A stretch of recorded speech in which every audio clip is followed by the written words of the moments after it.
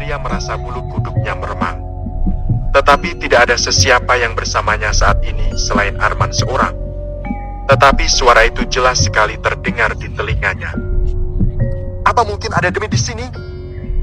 Guman Satria dalam hati seraya mengawasi sekeliling sembari mengusap tengkuknya yang terasa dingin seperti ditiup sesuatu. Sesaat kemudian terlihat tubuh Arman menggelincang. Desahan kuat kembali terdengar. Arman tampak seperti mencapai titik klimaks dalam berhubungan intim. Tak lama setelahnya Arman mengeluarkan lenguhan panjang. Satria tercengang melihat setiap tingkah laku sahabatnya itu. "Ada apa dengan Arman?"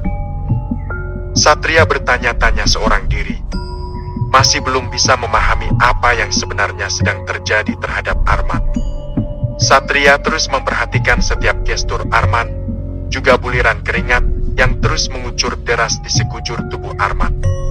Tak tahan lagi, Satria segera memanggil petugas kesehatan setelah melihat tubuh Arman kejang-kejang. Lebih membuat Satria heran adalah pada bagian kemaluan Arman tampak banjir oleh cairan kejantanan yang menembus ke bagian luar sarung yang dipakainya. Ditambah kejantanan itu jelas tergambar menegang dengan tidak sewajarnya. Meskipun tidak melihat secara langsung, tetapi tonjolan yang terlihat di sarung berwarna hitam motif kotak-kotak itu jelas sekali menunjukkan hal tersebut. "Bagaimana, Dok? Mengapa teman saya mengalami kejadian aneh ini?" tanya Satria cemas. Dokter dan perawat yang menangani Arman mengerutkan dahinya. Sama bingungnya dengan Satria. Ini kejadian yang sangat misterius dan belum pernah terjadi selama dirinya menjadi seorang tenaga kesehatan. "Saya juga tidak paham, Mas. Ini belum pernah saya temukan sebelumnya." Jawab dokter itu kian membuat Satria percaya jika ini bukanlah kasus medis biasa. "Arman kenapa lagi, Dok?" Satria menunjuk tubuh Arman yang tiba-tiba terangkat melayang ke udara. Hingga setinggi 1 meter dari atas permukaan berangkar pasien. Tak lama setelah itu, tubuh Arman seperti dibanding begitu saja ke bawah. Bruk! Berangkar itu patah, melesak jatuh pada bagian tengahnya. Membuat tubuh Arman seakan melipat. Gegas dokter dan Satria menghampiri tubuh Satria. "Innalillahi wa inna ilaihi rajiun. Kami turut berduka cita yang sedalam-dalamnya, sahabat Anda telah meninggal dunia," ucap sang dokter setelah memeriksa urat nadi Arman dengan tangan yang gemetar. Sebab kematian Arman tampak sangat tidak wajar di matanya. Bukan hanya dia, tetapi para perawat dan juga Satria merasakan lelah yang sama. Sedetik kemudian Satria berjingkat, lantaran dari tubuh Arman tampak asap hitam keluar dan melayang di udara. Kemudian pergi begitu saja melewati lubang pintu ruangan yang sedikit terbuka. Setelah itu, hilang tak berbekas. Kematian Arman meninggalkan duka yang mendalam bagi keluarganya. Lantaran pemuda itu merupakan tulang punggung keluarga pasca sang ayah meninggal dunia akibat sebuah insiden kecelakaan kerja di sebuah proyek konstruksi. Satria mengikuti setiap prosesi mengurus jasad rekannya itu di kampung halaman. Mereka kebetulan berasal dari kampung yang sama, daerah Magelang, Jawa Tengah. "Ada apa ini? Mengapa bekas cupang?" batin Satria saat ikut memandikan jasad Arman. Anehnya hanya dia seorang saja yang bisa melihat kejanggalan tersebut. "Sat, kok kamu tekan-tekan seperti itu badan Arman?" Kau tegur ibu Arman saat melihat Satria menekan badan Arman yang berupa bekas cupang. Satria menatap ibu Arman heran, mengapa hanya dirinya yang bisa melihat itu? Detik berikutnya Satria berjingkat dan mundur selangkah dengan tangan terangkat. Dengan kedua matanya Satria melihat ada hewan putih kecil yang menggeliat keluar dari bagian bekas cupang itu. Jumlahnya tidak sedikit, melainkan ribuan, hingga tampak memenuhi seluruh badan Arman. Satria tidak lagi sanggup menahan gejolak dalam perutnya melihat tubuh Arman yang dipenuhi oleh belatung seukuran ulat bulu. Belum lagi bekas cupang itu tampak menghitam dengan aroma busuk yang kuat menguar, menusuk indera penciumannya. Belatung terus keluar dan melompat kemana-mana. Satria berjingkat menghindari. Namun anehnya semua orang terlihat bisa saja. Hanya suara tangis lantaran Arman meninggal begitu mendadak dan tubuhnya dipenuhi memar bekas cupang. Apa mereka nggak lihat belatung dan luka membusuk itu? Mereka benar-benar hanya melihat itu sebagai bekas cupang biasa? Satria tidak sanggup lagi mengikuti prosesi pemandian jenazah Arman. Namun dia tetap ikut menyolati sahabatnya itu. Selama melaksanakan salat jenazah, indera penciuman Satria terus mencium aroma anyir dan busuk. Tetapi lagi-lagi hanya dirinya yang mengalami. Semua orang tidak ada yang melihat semua kejanggalan itu. Apa yang sebenarnya terjadi, Satria? Ibu yakin kamu mengetahui sesuatu, kata Ibu Arman setelah selesai tahlilan kematian Arman. Wanita itu memanggil Satria untuk duduk bersamanya di ruang tengah yang sudah cukup sepi. Hanya beberapa pria yang sedang berbincang di ruang tamu, dan beberapa wanita yang sedang membereskan perkakas bekas makan para jamaah. Satria tergagap. Mana mungkin dia menceritakan apa yang tak dapat dilihat oleh orang lain. Pasti mereka akan menganggapnya gila. Saya juga nggak tahu banyak, Bude. Waktu itu Arman demam sepulang mengisi acara di hotel. Acara apa saya juga kurang tahu, mungkin pesta perkawinan. Sudah saya bawa ke dokter, tapi katanya cuma demam tipes.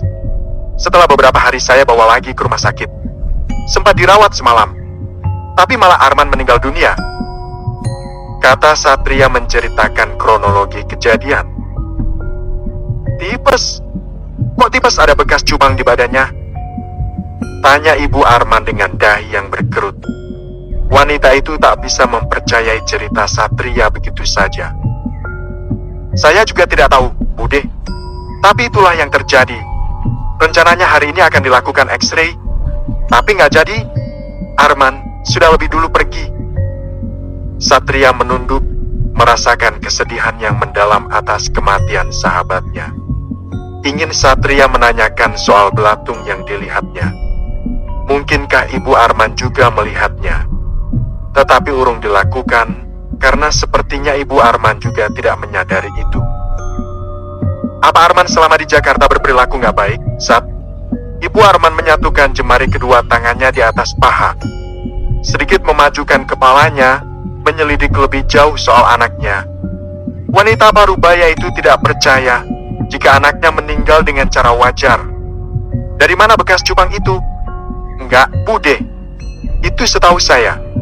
Karena kebetulan kita kerjanya beda tempat. Cuma kalau lagi di kos, Arman biasa aja, Bude. Gak ada yang aneh. Jawab pemuda dengan jenggot tipis di dagunya itu jujur. Tatapan matanya yang jernih menjadi jaminan kejujuran itu. Tapi bagaimana bisa seluruh badannya ada bekas cupang? Itu bekas kecupan bibir wanita, Satria. Tapi bagaimana mungkin hanya karena bekas cupang bisa membuatnya demam lalu meninggal dunia? Apa orang itu mengecup anak Bude sambil menyuntikkan racun? Ibu Arman mengutarakan kecurigaannya. Siapa yang sudah berkencan dengan Arman, Satria? Satria tersentak. Berkencan? Siapa wanita yang mengajak Arman berkencan? Tapi suara desahan, gelinjang tubuh Arman, semua itu menunjukkan jika Arman sedang melakukan hubungan intim. Tapi bagaimana bisa sedang tidak sadarkan diri melakukannya, sementara tidak ada siapa-siapa di sekitarnya? Mungkinkah? Nggak mungkin! Kematian Arman meninggalkan teka-teki besar yang terus membayang dalam pikiran Satria. Sebuah kematian janggal misterius yang membuatnya pada puncak rasa penasaran. Tidak ada seorang logika penyakit tipes akan meninggalkan bekas cupang. Apalagi bisa mengeluarkan banyak belatung dari bagian cupang tersebut. Sebenarnya apa yang udah bikin kamu jadi begitu, Man? Apa benar kamu pernah melakukan hubungan intim dengan seseorang? Tapi bekas cupang itu ada justru setelah dirimu masuk rumah sakit. Lebih dari 3 hari. Mana mungkin dalam keadaan sakit kamu bisa berhubungan badan. Sementara selalu ada aku di dekatmu. Gumam Satria yang seolah-olah sedang berbicara dengan sosok Arman yang telah tiada. Lebih dari itu, Saat malam kematian Arman, Satria mendengar riuh suara burung gagak di atas atap rumah sakit. Jika kematian secara wajar, tidak pernah sebelumnya Satria menemukan peristiwa ganjil seperti itu. Belum lagi aroma wangi bunga melati yang kuat menyeruak hampir sepanjang malam sejak sang sahabat sakit. Terutama ketika lelaki itu mengigau seolah sedang melakukan hubungan suami istri dengan entah siapa dalam mimpinya. Keesokan harinya Satria sudah masuk kerja lagi di sebuah kafe milik seorang wanita sosialita. Rena namanya. Sebuah kafe yang berdiri di tengah kota Jakarta.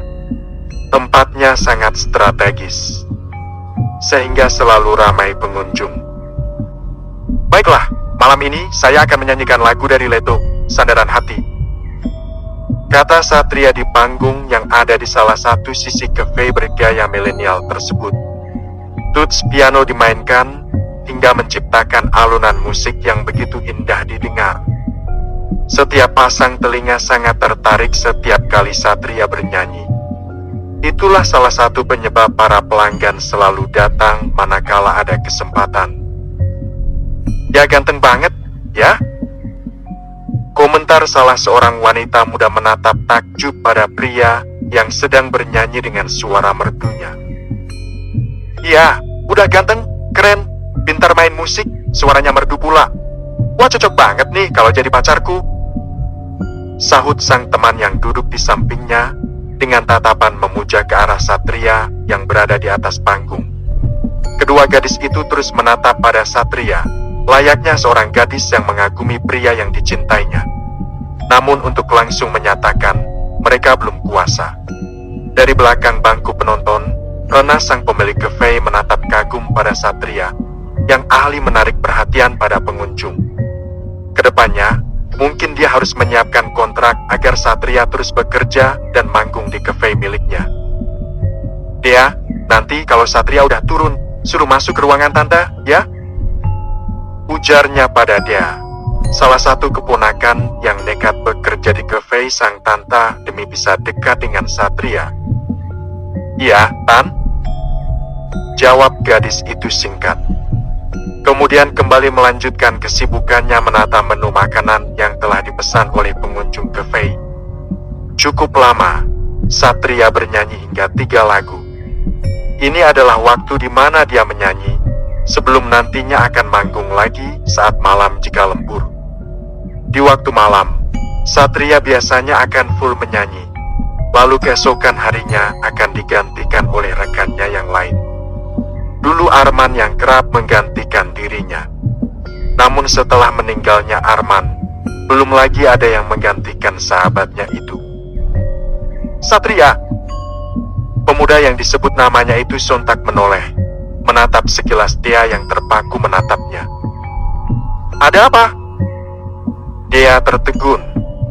Entah sampai kapan Satria bisa bersikap hangat padanya. Padahal dia hanya ingin dekat dengan Satria. Setidaknya menjadi teman bila lelaki itu tidak sudi menjadikan dirinya seorang kekasih. Tadi diminta tante buat masuk ruangannya. Dia menyampaikan tujuan memanggil pemuda itu dengan gugup. Entah mengapa, setiap kali berhadapan dengan Satria dia selalu kesulitan mengendalikan diri. Tak menjawab, Satria memilih melangkah masuk ke ruangan Rena yang ada di lantai 2 kafe itu. Dia hanya bisa menatap pasrah punggung tegap yang berjalan semakin menjauh darinya. Ya Tuhan, sampai kapan aku akan terus begini? Semoga Satria akan bisa menjadi milikku. Gumam dia penuh harap. Tok tok tok. Permisi, Bu. Masuk. Rena mengangkat wajahnya, tersenyum ke arah Satria yang melangkah masuk menuju meja kerjanya. Duduk. Perintahnya kemudian. Satria menurut, dia duduk di tempat yang ditunjuk oleh Rena. Duduk tenang menunggu sang bos mengatakan tujuannya memanggil dirinya. Sedetik kemudian Rena menyurungkan sebuah berkas bermap merah ke hadapan Satria. Buka! Meski tak mengerti, Satria tetap menurut membuka dan membaca berkas yang ada dalam map merah itu. Tampak dia cukup lama membaca, serta memahami isi dalam berkas tersebut. Kontrak 5 tahun? Tanya Satria dengan dahi berkerut. Iya, selama waktu itu kamu kerja penuh waktu di sini. Siang malam. Gaji siang dan malam saya kasih berbeda. Nominalnya ada di sana. Rena menunjuk berkas dengan telapak tangan yang terbuka lebar. Kedua mata Satria berbinar. Biasanya tidak semahal ini. Bahkan gaji pokoknya saja mencapai 4 juta, lebih tinggi 1 juta dari bulan lalu. Belum lagi gajinya menyanyi di malam hari. Terbayang dia bisa mengirimkan uang lebih untuk orang tuanya di kampung. Baik, Bu, saya mau. Sesuai perintah Rena, tanpa pikir panjang Satria menorehkan tanda tangan persetujuan kontrak kerja itu. 1 tahun kemudian, ponsel Rena bergetar.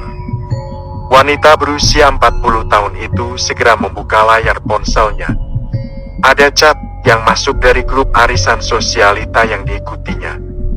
Guys, arisan nanti hari Kamis malam Jumat di Hotel Kamboja, pesan pertama dari Aika. Wanita usia 50 tahun yang masih tampil cantik seperti seorang gadis usia 20 tahun. Kayaknya belum ada setahun deh. Kok udah sampai aja tuh arisan, balas Nindi cepat. Seorang pengusaha batu bara yang tinggal di daerah Pantai Indah Kapuk. Gak sabar gue, siapa yang bakal dibawa sama Rena kali ini? Dia kan baru aja ikutan. Pasti bingung mau bawa siapa, sahut Vira setengah mengolok. Rena yang hanya diam membaca setiap chat grup mengepalkan kedua tangannya. Hatinya terasa panas mendapatkan perlakuan merendahkan itu. Dia adalah wanita berkelas. Mana mungkin akan bingung untuk masalah sepele begitu. Tok tok tok. Terdengar ketukan dari luar ruang kerja Rena. Wanita itu menatap daun pintu yang tertutup rapat. Kemudian berkata, "Masuk." Daun pintu terbuka secara perlahan. Lalu muncullah seorang pemuda remaja dari balik pintu. "Hai, Mam. Apa kabar?" Sapa sang pemuda dengan senyum lebar menghasilkan wajah tampannya. Pakaian yang rapi dan stylish menunjukkan jika dia bukan remaja yang tidak memperhatikan penampilan. Sesuai asal keluarganya, dia akan selalu terlihat berkelas di antara teman sebayanya. Wajah Rena berbinar melihat kedatangan sang putra. Di balik sikap manja dan senyuman manis itu, dia tahu jika putranya sedang menginginkan sesuatu darinya.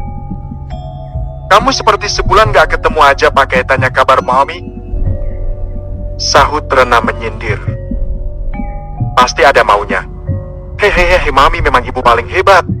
Tahu aja kalau aku datang karena ada maunya." Pemuda itu nyengir kuda, ketahuan akan maksud kedatangannya. "Bilang mau apa? Aku mau jalan ke villa bulan depan. Boleh ya, Mam?